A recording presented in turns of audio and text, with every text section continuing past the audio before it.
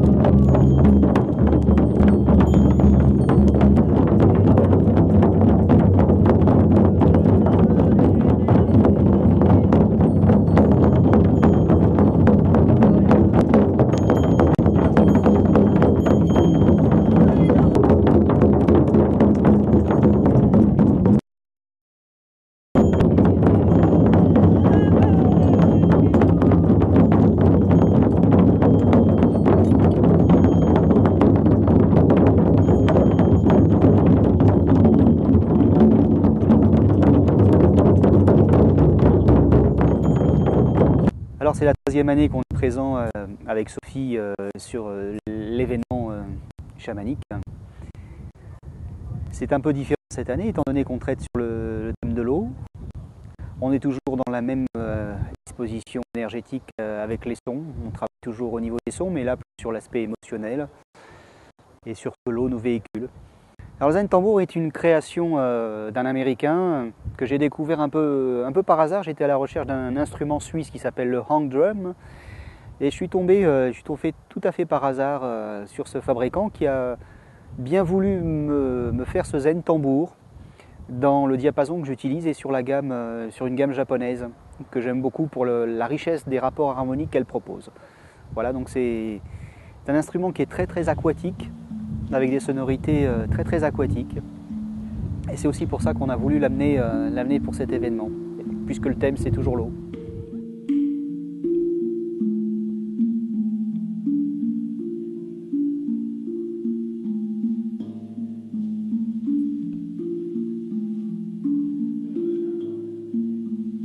Cette année, je suis venue comme intervenante pour parler de l'eau. Dans le monde occulte, dans le monde des soins subtils, en Afrique, on utilise l'eau pour toute opération d'assistance pour quelqu'un. Si quelqu'un est malade, on lui dit tout de suite il faut te laver. Se laver, c'est symbolique, mais c'est pour se purifier. On doit utiliser l'eau, on doit aussi mentalement penser à cette eau, ce qu'il fait à nous. Et c'est très différent d'ici, parce que comme beaucoup de pays d'Afrique n'ont pas l'eau, pour eux c'est quelque chose de très important. Et de rêver à l'eau, de penser à l'eau, de respecter l'eau. C'est pour ça que ce thème-là m'interpelle beaucoup et je l'utilise beaucoup dans mes relations avec les clients quand ils viennent en voyance. Ma voyance consiste à utiliser les coquilles. Les coquilles, ça représente aussi l'eau. parce que ce sont des petites coquilles qu'on appelle coris qui se trouvent au fond des océans. Il paraît que c'est les coquilles qui se situent à 6 km de profondeur. On ne peut pas les avoir que quand ils sont morts, qu'ils sont rejetés par la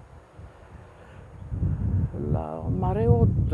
Mais nous, alors, on utilise ça comme outil, mais quand on l'a, on doit l'entretenir, on doit les laver, on doit les nourrir, et ça nous donne aussi des réponses. Desde el centro de México hasta el cono sur de Sudamérica, en diferentes épocas de la humanidad, se fueron plasmando geometrías sagradas. Del centro du Mexique au bout de la América Latina. Por los chamanes. Los chamanes en América Central se llaman tlatoanes. Ces codes s'activent en ce moment pour les chamans et les chamans en Amérique latine s'appellent Tlatoanes. Tlatoanes. Tlatoanes es el lenguaje del chamán. C'est le langage du chaman. Es el hombre medicina. C'est l'homme médecine. La mujer medicina. La femme médecine. Nosotros en este proceso desde la historia, después de la conquista, cuando se resguarda toda la información sagrada, toda la información secreta en las pirámides, los tlatoanes, los chamanes, los que tenían la visión, sabían que este momento se manifestaría. Les chamans savaient en arrière que ce moment se serait manifesté. Que vendría la evangelización de la Iglesia Católica. Que serait venu